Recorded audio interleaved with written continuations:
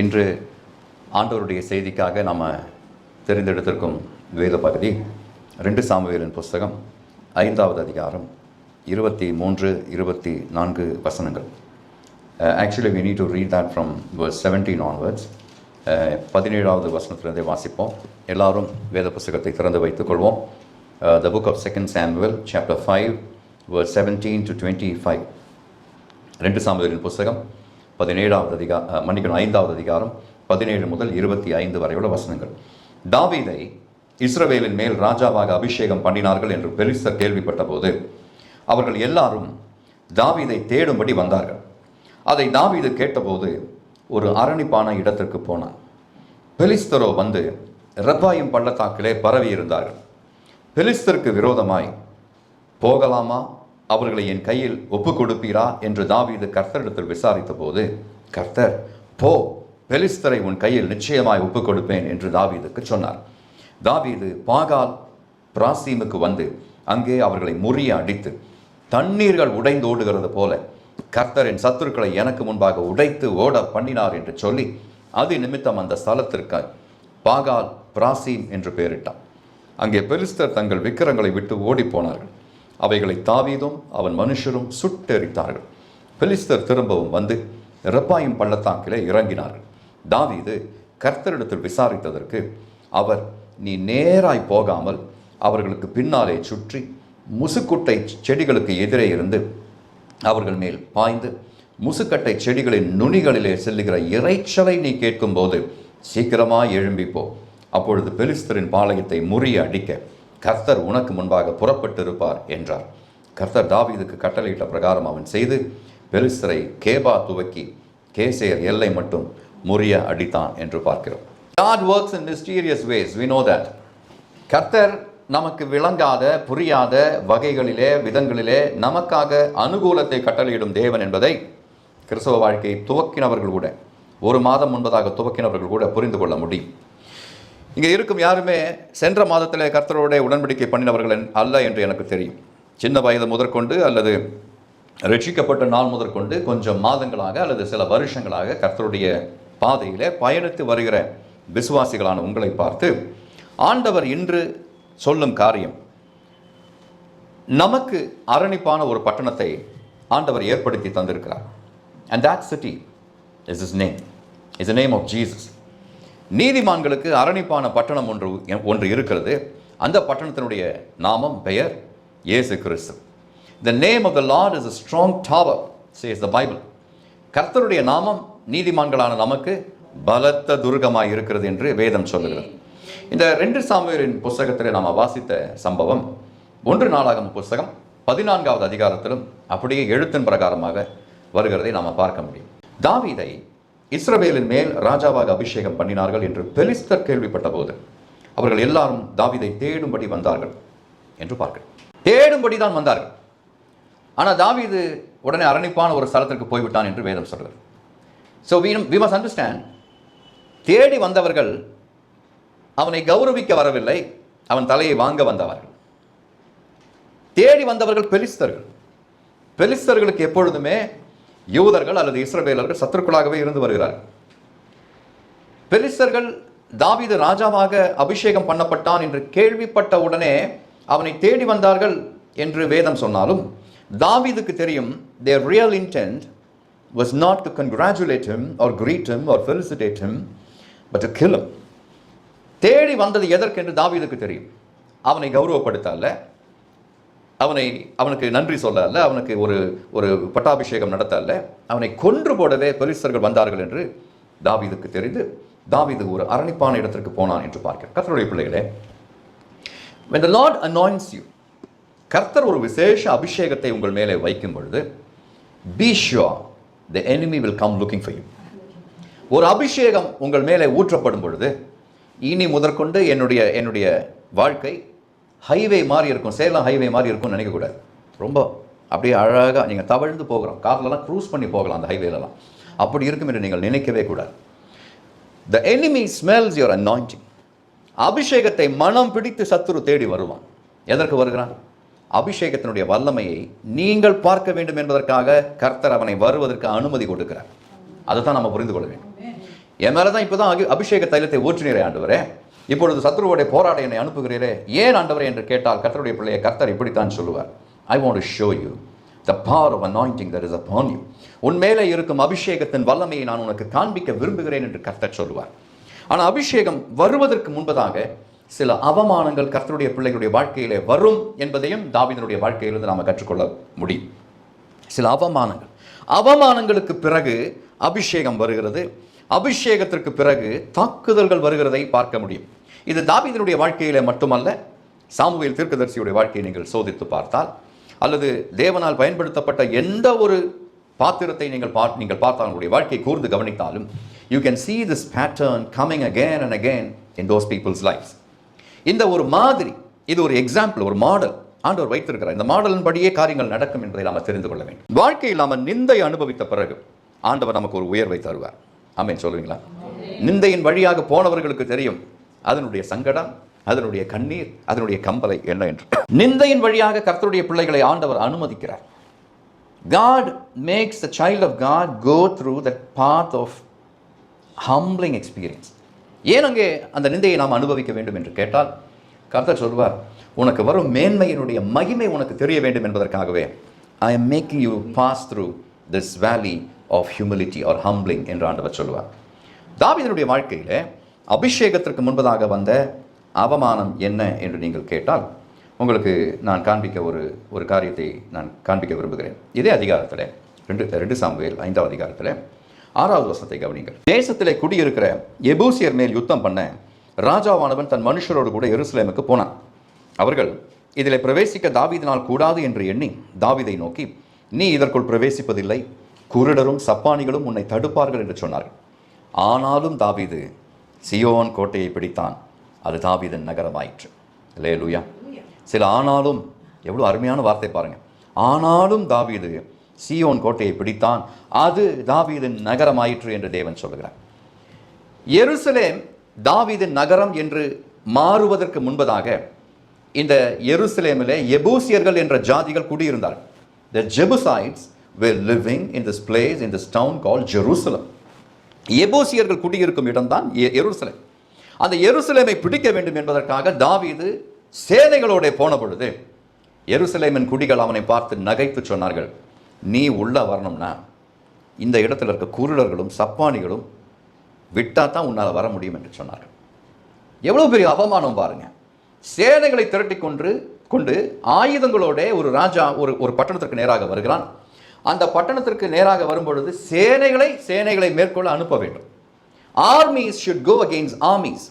King should go and meet the king.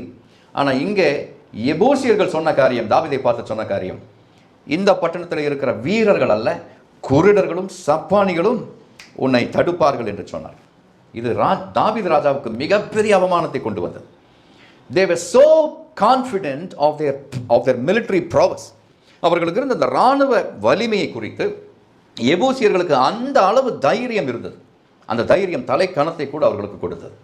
வந்து நிற்கிறது கர்த்தருடைய பிள்ளை என்று தெரியாமல் பாகாலை வழிபடும் தேசத்து குடிகள் அவனை பார்த்து எள்ளி நகையாடி சொன்னார்கள், நீ உள்ள வரணும்னா தம்பி, இங்கே இருக்கிற குருடர்கள் சப்பானிகள் நினைத்தால் தான் நீ வர முடியும், அவங்க விட்டா நீ வரலாம், ஆனால் அவங்க உன்னை தடுப்பார்கள் என்று சொன்ன நேரத்தில் தாவீது மனம் தளர்ந்து போகவில்லை. அவமானத்திற்கு பதிலாக அவமானத்தை திரும்ப அவன் வீசவில்லை. வார்த்தைகளுக்கு பதிலாக வார்த்தைகளை அள்ளி வீசவில்லை. வேதம் சொல்லுகிறது, ஆனாலும் தாவீது சீயோன் கோட்டையை பிடித்தான், அது தாவீதின் நகரமாயிற்று. Hallelujah. Nevertheless, David took the stronghold of Zion, the same as the city of David. Hallelujah.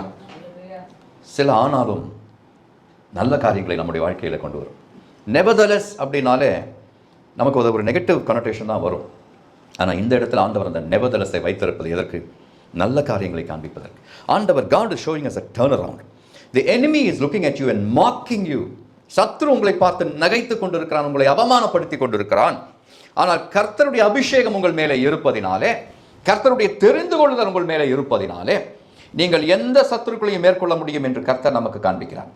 ஆனாலும் தாவீது சீயோன் கோட்டையை பிடித்தான், அது தாவீதின் நகரமாயிற்று. கர்த்தருடைய பிள்ளைகளே, I don't know what challenges you are facing in your life today. உங்களுடைய வாழ்க்கையிலே நீங்கள் சந்திக்கும் சவால்கள் என்ன என்று எனக்கு தெரியாது. ஆனால் உங்களை சிருஷ்டித்த, உங்களை தெரிந்து கொண்ட, உங்களை அபிஷேகம் பண்ணி இருக்கிற கர்த்தருக்கு அது தெரியும். அவர் செவ்வையான வழியிலே உங்களை நடத்துவார். அல்லேலூயா. அபிஷேகத்திற்கு முன்பதாக அவமானம் வந்தது. அவமானத்திற்கு பதிலாக அவமானத்தை சத்ருவின் மேலே வீசாத தாவீதுக்கு கிடைத்தது மிகப்பெரிய வெற்றி. இன்று வரைக்கும் எருசலேமுக்கு பெயர் என்ன? தாவீதின் நகரம். It is till now it is called as the city of David. ஆமென் சொல்வீங்களா? எபூசியர்கள் சரித்திரத்தின் தாள்களிலிருந்து அவருடைய பெயர்கள் நீக்கப்பட்டது, மாற்றப்பட்டு போனது. இன்று எபூசியர்கள் இல்லை, பூமியிலே இல்லை. ஆனால் தாவீதின் சந்ததியிலே வந்தவர்கள் இன்றும் எருசலேமை ஆண்டு கொண்டிருக்கிறார்கள். கைகளை உயர்த்தி தேவனை மகிமைப்படுத்தும். ஆமென். அல்லேலூயா. அவமானத்திற்கு பிறகு ஒரு வெற்றி, ஒரு வெற்றிக்கு பிறகு சில தூர தேசத்திலிருந்து உங்களுக்கு அனுகூலங்களை வரச் செய்வார் கர்த்தர். ஆமென் சொல்லுவீங்களா? அல்லேலூயா. தாவீது நாளுக்கு நாள் விருத்தி அடைந்தான். சேனைகளின் தேவனாகிய கர்த்தர் அவனோட கூட இருந்தார் என்று 10வது வசனத்திலே வாசிக்கிறோம். நாளுக்கு நாள் விருத்தி அடையும் ஒரு அனுபவத்தை கர்த்தர் தம்முடைய பிள்ளைகளுக்காக வைத்திருக்கிறார். It is not a one-time blessing, but God wants to bless you on a daily basis. 2023 என்னை ஆசீர்வதித்தார். அதற்கு பிறகு ஆண்டவர் என்னை திரும்பி கூட பார்க்கவில்லை. 2025 முடிய போகிறது, இன்னும் என்ன செய்வேன் என்று கர்த்தருடைய பிள்ளைகள் யாருமே திகைக்க வேண்டிய தேவையில்லை. அப்படி சொல்லவும் முடியாது. கர்த்தர் ஒவ்வொரு நாளும் ஆசீர்வதிக்கிற தேவன். ஆமென் சொல்லுவீங்களா? அல்லேலூயா. வருடத்திற்கு ஒரு முறை தான் கர்த்தர் நம்மை ஆசீர்வதிப்பார் என்றால் நம்முடைய துதி அப்படித்தான் இருக்கும். ஆனால் கர்த்தர் எப்படி ஆசீர்வதிக்கிறாராம்? நாளுக்கு நாள் விருத்தி அடைந்தான் தாவீது. சேனைகளின் தேவனாகிய கர்த்தர் அவனோடே கூட இருந்தார். அதற்கு பிறகு தீரு என்னும் ஒரு தூர தேசத்திலிருந்து அதன் ராஜாவாகிய ஈராம் அவனுடைய ஸ்தானாபதிகளையும் அவனுடைய தச்சர்களையும் அவனுடைய கல் தச்சர்களையும் தாவீதுக்கு நேராக, எருசலேமுக்கு நேராக அனுப்புகிறதை பார்க்கிறோம். ஒரு அவமானம் வருகிறது. அந்த அவமானத்திற்கு பிறகு ஒரு பெரிய வெற்றியை கர்த்தருடைய பிள்ளையுடைய வாழ்க்கையிலே தேவன் கட்டளையிடுகிறார். அந்த வெற்றிக்கு பிறகு தேவன் ஒரு அனுகூலத்தை கட்டளையிடுகிறதை பார்க்கிறோம். கைகளை உயர்த்தி தேவனை மகிமைப்படுத்தும். இந்த அனுகூலம் எதற்கு? தாவீதுக்கு ஈராம் என்னும் ராஜா, தீருவின் ராஜாவாகிய ஈராம் என்னும் ராஜா எதற்கு தன்னை நோக்கி ஸ்தானாபதிகளையும் தச்சரையும் கல் தச்சரையும் அனுப்புவித்தான் என்று அவனுக்கு தெரியாது. ஆனால் கர்த்தர் ஒரு பெரிய திட்டத்தை தாவீதுக்கு முன்பதாக திறந்து காண்பிக்கிறதை, மெல்ல மெல்ல திறந்து காண்பிக்கிறதை நாம பார்க்க முடியும். இந்த ஈராம் என்னும் ராஜா அனுப்பின தச்சரையும் கல் தச்சரையும் வைத்துத்தான் சாலமோன் தேவாலயத்தை பின்னொரு நாளிலே கட்டப் போகின்றான். கர்த்தருடைய பிள்ளையே, தேவன் தரும் அனுகூலம், that thing that God opens before you, that door God opens before you today, you may not fully comprehend why, but there is a plan that is being unraveled before you. கர்த்தர் தம்முடைய திட்டத்தை உங்களுக்கு முன்பதாக மெல்ல மெல்ல திறந்து காண்பிக்க போகின்றார். ஆமென் சொல்லுவீங்களா? இந்த மாதத்திலே கர்த்தருடைய வார்த்தை நிறைவேற போகிறது உங்களுடைய வாழ்க்கையில். அவமானத்தை சந்தித்து கூனி குறுகி போயிருக்கும் கர்த்தருடைய பிள்ளையே, கர்த்தர் உங்களை பார்த்து சொல்லுகிறார், அவமானத்திற்கு பதிலாக நீ அவமானத்தை மற்றவர்கள் மேல் வீசாமல் இருந்தால், நீ அமர்ந்திருந்து நானே தேவன் என்பதை அறிந்து கொண்டால், அவமானத்திற்கு பதில் உனக்கு பெரிய வெற்றியை நான் கட்டளையிடுவேன். அதற்கு பின்பு உனக்கு ஒரு அனுகூலம் உண்டாகும். அந்த அனுகூலம் இப்பொழுது உனக்கு வேண்டிய தேவைகளை நிறைவேற்றும். அதற்கு பிறகு உன்னுடைய சந்ததியுடைய காலத்திலும் அந்த அனுகூலம் உனக்காக செயல்பட்டு கொண்டே இருக்கும் என்று கர்த்தர் வாக்குரைக்கிறார். கைகளை உயர்த்தி தேவனை மகிமைப்படுத்தும். ஆமென். அவமானத்திற்கு பிறகு வெற்றி, வெற்றிக்கு பிறகு அனுகூலம், அனுகூலத்திற்கு பிறகு நடந்த காரியம் என்ன? எதிர்ப்பு. அதைத்தான் நாம் பார்க்கிறோம் 17வது வசனத்தில். தாவீதை இஸ்ரவேலின் மேல் ராஜாவாக அபிஷேகம் பண்ணினார்கள் என்று பெலிஸ்தர் கேள்விப்பட்ட பொழுது அவர்கள் எல்லாரும் தாவீதை தேடும்படி வந்தார்கள். அதை தாவீது கேட்டபோது ஒரு அரணிப்பான இடத்திற்கு போனான். Never ever look at your past victories and take your next victory for granted. அதுதான் தாவீது நமக்கு கற்றுத்தரும் பாடம். 17வது வசனத்திலே தாவீது நமக்கு காண்பிக்கும் ஒரு ஆவிக்குரிய பாடம் உண்டு. அது என்ன? எபூசியர்களை எளிதாக ஜெயித்த தாவீது பெலிஸ்தர்களை ஆசை போட்டு அவர்களை கண்டு, எபூசியர்களை ஜெயித்த எனக்கு பெலிஸ்தர்கள் எம்மாத்திரம் என்று நினைத்துக் கொள்ளவில்லை. He knew the Philistines meant evil for him. பெலிஸ்தர்கள் இவனை கொல்லவே வகை தேடுகிறார்கள் என்பதை அறிந்து அவன் செய்த காரியம், he looked for a stronghold. And what was its stronghold? That was the presence of the living God. ஜீவனுள்ள தேவனுடைய சமூகத்திலே அவன் போய் நின்றான் என்று வேதம் சொல்கிறது. ஆமென் சொல்றீங்களா? அல்லேலூயா. ஜனவரியிலே பெரிய போராட்டம் வந்தது. அதை நீங்கள் எளிதாக ஜெயித்தீர்கள். That doesn't mean the battle that you're going to face in February is going to be a cakewalk for you. Hallelujah. ஜனவரி மாதத்தில் ஒரு பெரிய ஒரு போராட்டத்திலிருந்து நீங்கள் எளிதாக வெளியே வந்தீர்கள். அதற்கு அர்த்தம் பிப்ரவரியில் வருகின்ற போராட்டத்தை நீங்கள் எளிதாக கடந்து விட முடியும் என்றல்ல. ஒவ்வொரு நாளும் கர்த்தருடைய பிள்ளைகளுடைய வாழ்க்கையில் வரும் போராட்டங்கள் புதுவிதமாக இருக்கும். அதனால எபூசியர்களை ஜெயித்த விதத்தை வைத்துக்கொண்டு நீங்கள் பெலிஸ்தர்களை மேற்கொள்ள முடியாது. The strategies that King David employed to win over Jebusites will not work in the case of Philistines. ஏன்னா ஒவ்வொரு ஆவியும் ஒரு ரகம் பாருங்க, ஒவ்வொரு வாதையும் ஒரு ரகம், ஒவ்வொரு வியாதியும் ஒரு ரகம், ஒவ்வொரு எதிர்ப்பின் வல்லமையும் ஒரு ரகம் என்பதனாலே you need to constantly look for your stronghold. நமக்கு we don't have strongholds, we have only one stronghold, and that is the name of Jesus. இயேசு என்னும் நாமம் மட்டுமே நமக்கு அரணிப்பான பட்டணம், அரணான கோட்டை. தாவீது செய்த காரியம் கேட்டவுடனே ஓடி போகவில்லை, அவன் அரணிப்பான ஒரு இடத்திற்கு போனான் என்று பார்க்கிறோம். And David heard of it and went down to the hold என்று பார்க்கிறோம். What is your hold in your life? கர்த்தருடைய பிள்ளையே, உங்களுடைய வாழ்க்கையில் உங்களுக்கு அரணிப்பான பாதுகாப்பான நம்பிக்கை தரும் காரியம் என்ன? சிலருடைய வாழ்க்கையில் அப்பாக்கள் இருந்தால் அப்பாக்கள் தான் அவர்களுடைய வாழ்க்கையில் பெரிய ஹோல்டாக இருப்பார். என்ன பிரச்சனை வந்தால் எங்கள் அப்பா கிட்ட சொன்னால் போதும் என்று நினைக்கிற பிள்ளைகள் உண்டு. அதில் தவறு இல்லை. பிரச்சனைகளை பிள்ளைகள் அப்பாக்களிடத்தில் சொல்ல வேண்டும். சிலருக்கு அப்பாக்கள் அல்ல, சிலருக்கு கணவன்மார்களாக இருக்கக்கூடும், சிலருக்கு மனைவிகளாக இருக்கக்கூடும், சிலருக்கு மூத்த சகோதரனாக இருக்க. உங்களுக்கு தகப்பனோ தாயோ மனைவியோ கணவனோ அண்ணனோ அக்காலோ உங்களுடைய அரணிப்பாக இருந்தாலும் when trouble follows you, யுத்தம் உங்களை துரத்தி கொண்டு வரும் பொழுது, போராட்டத்தின் வழியாக நீங்கள் போய்கொண்டிருக்கும் பொழுது, மாம்ச புயத்தை அல்ல தேவனுடைய புயத்தை தேடுகிறவர்களாக நீங்கள் இருந்தால் உங்கள் யுத்தத்தை கர்த்தரே நடத்துவார். ஆமென், அல்லேலூயா. 18வது வசனம் சொல்கிறது, பெலிஸ்தரோ வந்து ரப்பாயும் பள்ளத்தாக்கிலே பரவி இருந்தார்கள். இப்பொழுதுதான் வாசிக்கிற நமக்கு காரியம் விளங்குது. ஆனால் 17வது வசனத்திலே தாவீதுக்கு காரியம் விளங்கிடுச்சு. அதனால தான் அவன் அரணிப்பான இடத்தை தேடி போனான். வாசிக்கிற நமக்கு இப்போதான் தெரியுது, இவர்கள் தேடி வந்தது எதற்கு? பள்ளத்தாக்கிலே பரவி இருந்தார்கள். எதற்கு? People who come to felicitate you need not come with a huge army. Hallelujah. The king of Tyre, King Hiram, did not mean evil for David. அவன் செய்தது என்ன? இராணுவத்தை அனுப்பவில்லை, ஸ்தானாபதிகளை, கல் தச்சரை அனுப்பினான். ஸ்தானாபதிகள் வந்து தாவீதை கௌரவப்படுத்துவார்கள். தச்சர்களும் கல் தச்சர்களும் எருசலேமிலே தங்கி தாவீதை இடும் வேலைகளை செய்வார். ஹல்லேலூயா. ஒரு கூட்டம் அவனை கௌரவப்படுத்த, 2-3 கூட்டங்கள் அவன் செய்யும் வேலை, அவன் கட்டளையிடும் வேலையை செய்து முடிக்க. ஆமென் சொல்லுவீங்களா? அதுதான் அனுகூலம். கர்த்தர் தம்முடைய பிள்ளைகளுக்கு கொடுக்கும் அனுகூலம்.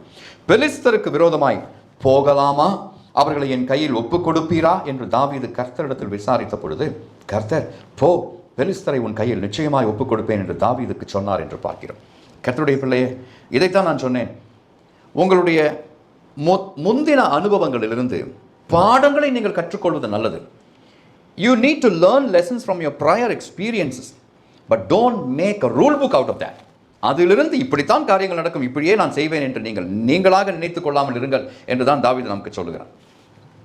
எபூசியர்களை வென்றவனுக்கு பெலிஸ்தர்களையும் அப்படியே போய் வென்று விடலாம் என்ற ஒரு எண்ணம் வந்திருக்கக்கூடும். வந்திருந்தால் அது மாம்சீக எண்ணம். ஆனால் ஆவிக்குரியவனான தாவீது செய்த காரியம் தேவனிடத்திலே வந்து விசாரிக்கிறவனாக இருந்தான் என்று பார்க்கிறோம். Always God says, the Spirit of God tells us, always look for God directed strategy in your life.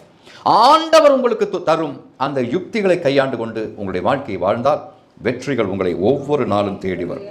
அதுதான் தினம் பிரதி ஒவ்வொரு நாளும் டெய்லி பிளெஸிங் வருவதற்கு ஒரு வழியாக இருக்கிறது என்று கர்த்தர் நமக்கு காண்பிக்கிறார். கையிலே பெலிஸ்தர்களை என் கையில் ஒப்புக் கொடுப்பீரா என்று தாவீது கேட்டான். கர்த்தர் சொன்னார், போ, பெலிஸ்தரை உன் கையில் நிச்சயமாய் ஒப்புக் கொடுப்பேன் என்று சொன்னார். அப்பொழுது தாவீது ஒரு இடத்திற்கு வருகிறான். அந்த இடத்திற்கு இந்த பேட்டில் முடிஞ்ச பிறகு தான் அப்படி பேர் வருது, பாகால் பிராசீம் என்று பேர் வருகிறது. It was an unnamed city. அந்த பட்டணத்திற்கு பெயரே கொடுக்கப்படவில்லை தாவீது வரும் வரைக்கும், தாவீதுக்கு வெற்றி கிடைக்கும் வரைக்கும். ஆமென் சொல்வீங்களா? The spiritual experiences that God gives to his children in their lives will make significant milestones for others. அல்லேலூயா சொல்வீங்களா? பாகால் பிராசீம் என்று தாவீது அந்த ஸ்தலத்திற்கு பெயரிட்டது எதற்கு? சத்துருக்கள் தண்ணீர் முறிந்து ஓடுகிறதை போல எனக்கு முன்பாக பெலிஸ்தர்கள் முறிந்து ஓடினார்கள் என்று சொல்லும்படியான அந்த வசனம், அந்த வார்த்தை தான் பாகால் பிராசீம். அது வரைக்கும் அந்த ஸ்தலத்திற்கு பெயரே இல்லை. தாவீது வரும் வரைக்கும், தாவீது அந்த இடத்துல பெலிஸ்தர்களை முறிய அடிக்கும் வரைக்கும் அந்த பட்டணத்திற்கு, அந்த இடத்திற்கு பெயர் இல்லாமல் இருந்தது. கர்த்தருடைய பிள்ளைகளே, when God takes you to a situation, be very sure that is going to be a milestone thing in your life. கர்த்தர் உங்களை புதிதான ஒரு இடத்திற்கு கொண்டு போகும் பொழுது அங்கே உங்களுக்கு அனுகூலத்தையும் வெற்றியையும் ஆண்டவர் கட்டளையிடுவார் என்று தெரிந்தால் நீங்கள் செய்ய வேண்டிய காரியம், அந்த இடத்திற்கு ஒரு மைல்ஸ்டோன் சிக்னிஃபிகன்ஸ் இருக்கிறது என்பதை நீங்கள் தெரிந்து கொள்ள வேண்டும். ஆமென் சொல்லுவீங்களா? அல்லேலூயா. அங்கே பெலிஸ்தர்கள் தங்கள் விக்கிரங்களை விட்டு ஓடி போனார்கள் என்று பார்க்கிறோம். They had come not only with armaments and weaponry but with also idols. ஏன் ஐடல்ஸை கொண்டு வந்தாங்க? They wanted to fill the city of David with these idols. வழிபட வேண்டும் என்று கொண்டு வரவில்லை. வழிபட வேண்டும், நாங்கள் யுத்தத்திற்கு போகிறோம், விக்கிரங்களும் கூட வரட்டும், இல்லை. They thought they can easily win over Jerusalem, enter Jerusalem and fill that holy city with all these idolatrous stones and carvings. இந்த விக்கிரங்களை எருசலேமில் நிரப்ப வேண்டும் என்றே அவர்கள் கொண்டு வந்தார்கள். கர்த்தர் செய்த காரியம், இவைகளை பாதி வழியிலே விட்டு ஓடி போகும்படி செய்தார் என்று பார்க்கிறோம். அல்லேலூயா. பெலிஸ்தர்கள் தங்கள் விக்கிரங்களை விட்டு ஓடி போனார்கள். அவைகளை தாவீதும் அவன் மனுஷரும் சுட்டெரித்தார்கள் என்று பார்க்கிறோம். உன்னுடைய பரிசுத்த ஸ்தலத்தை அசுசிப்படுத்த வரும் ஒவ்வொரு காரியத்தையும் நீ இப்படியே பார்க்க வேண்டும் என்று கர்த்தருடைய பிள்ளைகளை பார்த்து ஆண்டவர் என்று சொல்கிறார்.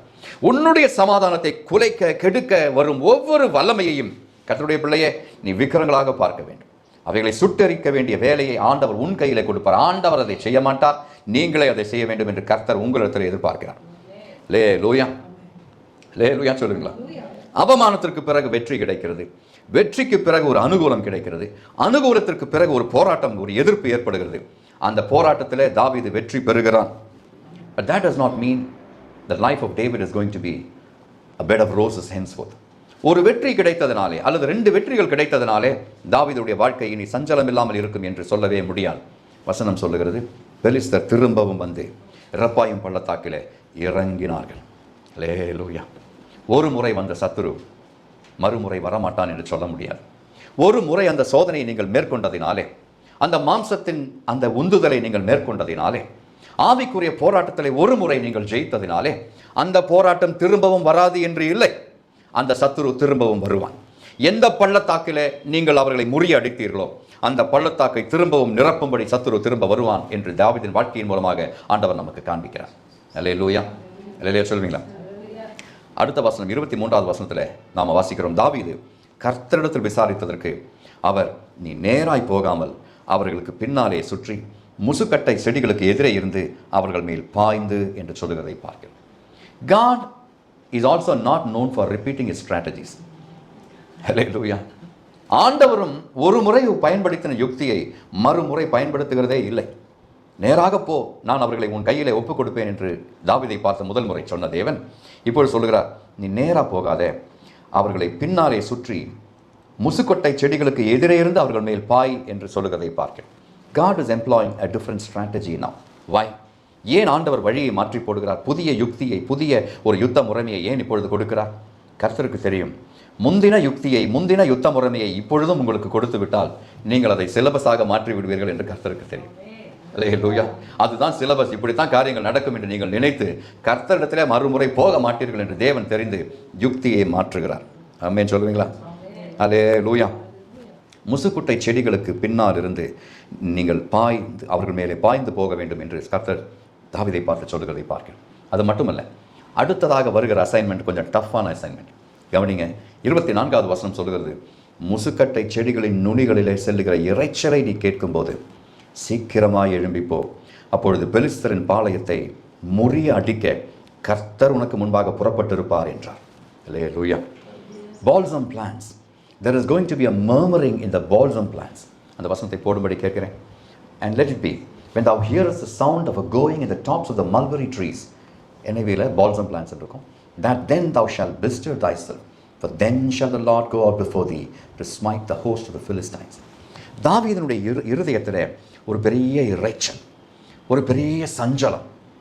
The noise in David's heart was so loud that it could drown practically every noise around him. அவனுடைய இருதயத்தில் எழும்பும் அந்த இரைச்சல் அவனுக்கு சுற்றிலும் இருக்கிற ஒவ்வொரு சத்தத்தையும் அவிழ்ந்து போக பண்ணும்படியாக அவ்வளவு சத்தம் மிகுந்ததாக இருந்தது. அந்த நேரத்தில் கர்த்தர் அவனை பார்த்து சொல்லுகிறார், நீ முசுக்கட்டை செடிகளின் நுனிகளிலே செல்லுகிற இரைச்சலை கேட்க வேண்டும். எங்க? மல்பரி ட்ரீஸ்னுடைய டிப்பில் ஒரு சத்தம் வரப்போகிறது. அல்லேலூயா. பால்சம் பிளான்ட்ஸினுடைய டிப்பில் ஒரு சத்தம் வரப்போகிறது. அந்த சத்தம் என்ன? அமர்ந்த மெல்லிய சத்தம். It's going to be a small still voice that if you're not careful you will not hear it. நீ கவனமாக இராவிட்டால் கர்த்தருடைய பிள்ளையே, அந்த அமர்ந்த மெல்லிய சத்தத்தை நீ கேட்க முடியாது என்று கர்த்தர் நமக்கு காண்பிக்கிறார். உன்னுடைய இருதயத்தில் அந்த சூழ்நிலையை கண்டு நீ பயந்து எவ்வளவு பெரிய இரைச்சல் எழும்பினாலும் கர்த்தருடைய பிள்ளையே, ஆண்டவர் உனக்கு சொல்லும் காரியத்தின் மேலே நீ கவனமாக இருக்க கற்றுக்கொள். அதான் ஆண்டவர் என்று நம்மை பார்த்து சொல்கிறார். அல்லேலூயா சொல்லுவீங்களா? என்னுடைய மனவேதனை எவ்வளவு தெரியுமா பாஸ்டர்? என்னுடைய வீட்டில் இருக்கும் பிரச்சனைகள் எவ்வளவு தெரியுமா பாஸ்டர் உங்களுக்கு? கர்த்தர் சொல்லுவார், அதெல்லாம் பாஸ்டர்கிட்ட சொல்லி பிரயோஜனம் இல்லை, நீ என்னிடத்தில் வந்து சொல்லு என்று சொல்லுவார். God knows. The Lord knows your problems. The Lord knows what is going on in your house and in your heart. ஆனால் ஆண்டவர் சொல்றார், நீ அதை கவனித்துக் கொண்டிருந்தால் முசுக்கட்டை செடிகளின் நுனியிலே ஒரு இரைச்சல் ஏற்படுமே, அந்த இரைச்சலை நீ கேட்கக்கூடாமல் போய்விடும். கர்த்தருடைய பிள்ளையே, let your situation not drown the voice of God in your life. உங்களுடைய சூழ்நிலை ஆண்டவருடைய சத்தத்தை ஒரு நாளும் அமிழச் செய்ய நீங்கள் விடாதிருந்தால் வெற்றி உங்களுக்கு கிடைக்கும் என்று கர்த்தர் சொன்னார். நீ அந்த இரைச்சலை கேட்கும் பொழுது சீக்கிரமாக எழும்பிப்போ, அப்பொழுது பெலிஸ்தரின் பாளையத்தை முறியடிக்க கர்த்தர் உனக்கு முன்பாக புறப்பட்டு இருப்பார் என்றார். அந்த இரைச்சல் என்ன? ஆண்டவர் கேட்கிறார். அந்த இரைச்சல் என்ன தெரியுமா? ஆண்டவர் யுத்தத்திற்கு போகும் நேரம் தான் அந்த இரைச்சல். அல்லேலூயா, அல்லேலூயா சொல்லுவீங்களா? ஆண்டவர் உங்களுக்கு முன்பாக போகிறார். தடைகளை உடைக்கிறவர் உங்களுக்கு முன்பாக கடந்து போகிறார். அந்த கடந்து போகிறதை உன் கண் காண வேண்டும். கண் காண முடியாவிட்டாலும் அந்த இரைச்சலின் சத்தத்தை உன் காதுகள் கேட்க வேண்டும். கர்த்தருடைய பிள்ளையே, உன்னுடைய சூழ்நிலையை மட்டும் நீ பார்த்து கொண்டிருந்தால், உன்னுடைய சஞ்சலத்தை மட்டுமே நீ கவனித்துக் கொண்டிருந்தால், என்னால் முடியவில்லை, என்னுடைய பலவீனம் இது, என்னுடைய வியாதி இது, என்னுடைய வருத்தம் இது, என்னுடைய இயலாமை இது என்று நீ உன்னை குறித்தே நினைத்து கொண்டிருந்தால் முசுக்குட்டை செடிகளின் நுனியிலே வரும் இரைச்சலை நீ கேட்க முடியாமல் போய்விடும். And that is the time the Lord of heavens, the Lord of hosts goes before you to fight not his battle but your battle. அல்லேலூயா. அவருடைய யுத்தத்திற்காக அவர் போகவில்லை, உன்னுடைய யுத்தத்திற்காக அவர் முன் செல்கிறார். அந்த நேரத்தை நீ தவற விட்டு விட்டால் கர்த்தருடைய பிள்ளையே, ரெப்பாயும் பள்ளத்தாக்கிலே நிரம்பி இருக்கும் பெலிஸ்தர்கள் உன்னை மேற்கொண்டு விடுவார்கள். கர்த்தர் தாவீதுக்கு கட்டளையிட்ட பிரகாரம் அவன் செய்து பெலிஸ்தரை கேபா துவக்கி கேசேர் எல்லை மட்டும் முறிய அடித்தான் என்று பார்க்கிறோம். There are 3 things that I want to give you as takeaways from the spiritual lesson. Number 1, be ready for God-directed strategy. ஆண்டவர் தரும் யுத்த முறைமைகளுக்காக நீங்கள் காத்திருங்கள். நீங்களாக ஒரு காரியத்தை தீர்மானித்து நான் இப்படி செய்வேன் அப்படி செய்வேன் என்று சொல்லாமல், அந்த முறை போன முறை எனக்கு அப்படித்தான் வெற்றி கிடைத்தது, அதே முறைமையை நான் இப்பொழுது செய்வேன் என்று சொல்லாமல், ஆண்டவர் உங்களுக்கு தரும் யுக்திகளுக்காக காத்திருங்கள். 2வது, let divine presence lead your battle. ஆண்டவருடைய சமூகம் உங்களுக்காக யுத்தம் செய்யட்டும், அது வரைக்கும் காத்திருங்கள். உங்களுக்கு தெரியும், நீங்கள் இப்போ போனீங்கன்னா தோத்து போயிடுவீங்க. இப்போ நீங்கள் பேசுனீங்கன்னா உங்களுடைய வார்த்தை எடுபடாமல் போய்விடும். இப்போ அந்த காரியத்தை நடப்பித்தீங்கன்னா உங்களுக்கு நஷ்டம் ஏற்படும் என்று உங்களுக்கு தெரியும். அதற்காக ஆண்டவர் சொல்லும் காரியம் என்ன? Wait for my presence to go before you. உனக்கு முன்பாக என்னுடைய சமூகம் போவதற்காக நீ காத்துக்கொண்டிரு என்று கர்த்தர் நம்மை பார்த்து சொல்லுகிறார்.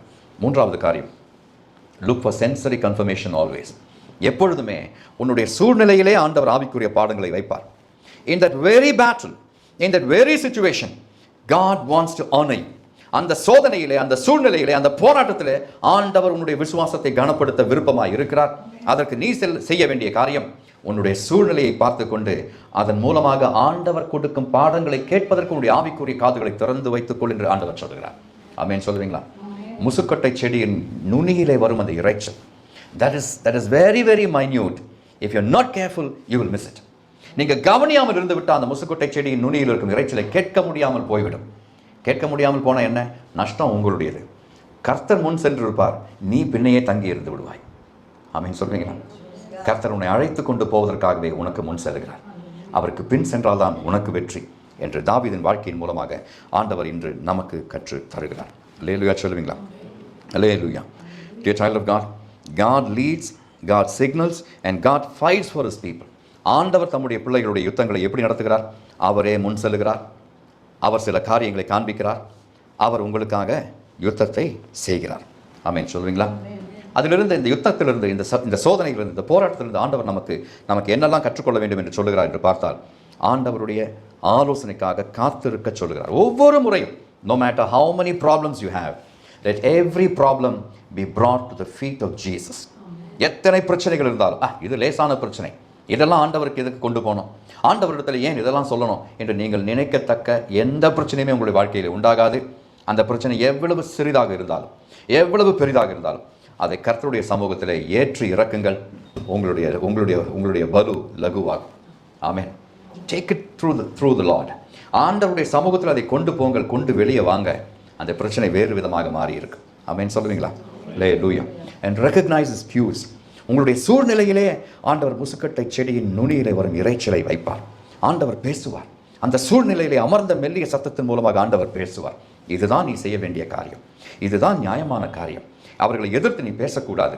அவர்களுக்கு விரோதமாக நீ பேசும் நேரமும் நாளும் என்னாலே குறிக்கப்படும் வரைக்கும் நீ அமர்ந்து இருக்க வேண்டும் என்று கர்த்தர் சொல்லும் அந்த வார்த்தைக்கு நம்மை முழு மனதோடு ஒப்புக் கொடுத்தால் கர்த்தர் யுத்தத்தை நமக்கு அனுகூலமாக தருவார். ஆமென் சொல்லுவீங்களா? கைகளை உயர்த்தி தேவனை மகிமைப்படுத்தும்படி கேட்கிறேன். இந்த தாவீதின் தேவன் நம்முடைய தேவன். தாவீதுக்கு வெற்றிகளை தந்த தேவன் நம்முடைய கூட இருக்கிறார். நமக்காகவும் ஒரு எருசலேம் ஆயத்தமாகி கொண்டிருக்கிறது. வெளிப்படுத்தின விசேஷத்திலே பார்க்கிறோம். அது இப்பொழுது தாவீது நகரம் என்று அழைக்கப்படுவதில்லை, அது தேவனுடைய நகரம் என்று அழைக்கப்படுகிறது. ஆமென் சொல்லுங்களா? The city of David is now henceforth going to be called as city of God. அது தேவனுடைய மகா நகரம். அது தேவனுடைய நகரமாய் இருப்பதினாலே தாவீதின் தேவன் உங்களோடும் என்னோடும் சொல்லும் காரியம், be content with what you have now. Be attentive to my voice and be always ready for different strategies for different situations. Amen. May God bless.